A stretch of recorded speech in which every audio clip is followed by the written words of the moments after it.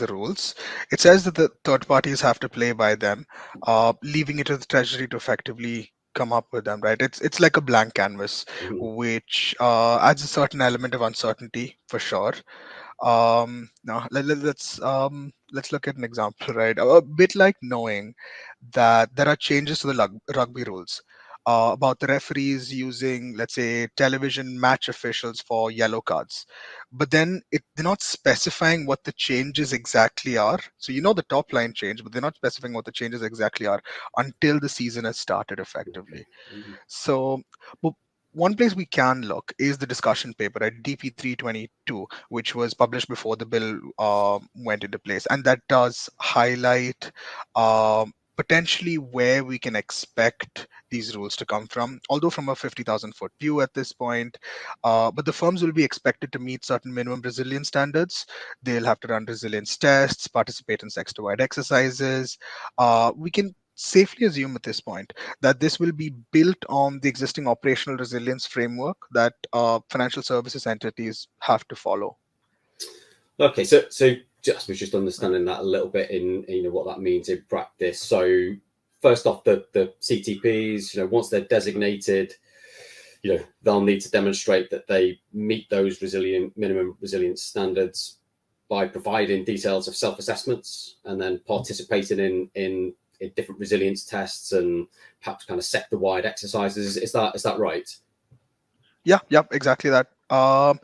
And from what we can see in the discussion paper as well, right? It's most likely that the scenario testing is going to be the most frequently used testing tool. Scenarios can be anything ranging from malicious insiders to scenarios of physical effects of climate change. Scenarios that are taken will usually be quite severe yet plausible Mm. instances.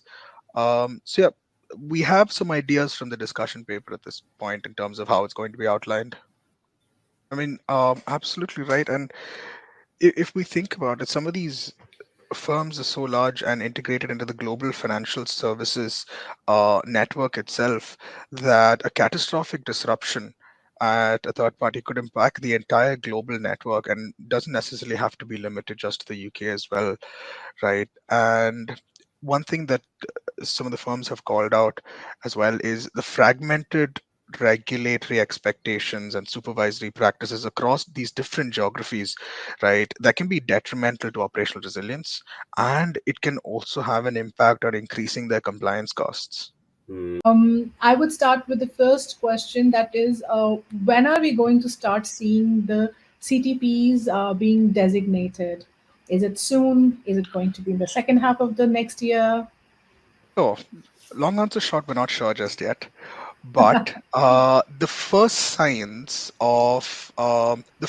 will essentially be when we start seeing data requests from the regulator that are going to be focused on firms that could be potentially designated as CTPs across the industry. So there's the material suppliers that currently exist within the financial services space, suppliers where operational continuity or OCI or operational continuity and resolution. Now, where these kind of things are really important, that's where you start seeing the questions coming through, because what the regulators are going to do is they're going to collect the data, and that data is what's going to be fed to the treasury to then take the decision in terms of which firms need to be designated as CTPs. So yeah, I mean, it's that's going to be the first signs, the data requests that are coming from regulators. These regulators going to be the ones who are working just in UK geography, or they will be based out of Europe as well and still have some affiliation with UK? How is it going to be? So as of now, it's just going to be from the UK based regulators that they're going to be that are going to be asking questions to UK financial institutions. Right. So as long as your vendor is outside UK jurisdiction but have a work in UK, it's fine. Are they free of reins as per the new So charter? the location of the supplier is, or the vendors are not going to be a factor that's going to be taken into consideration. The focus is just, yeah.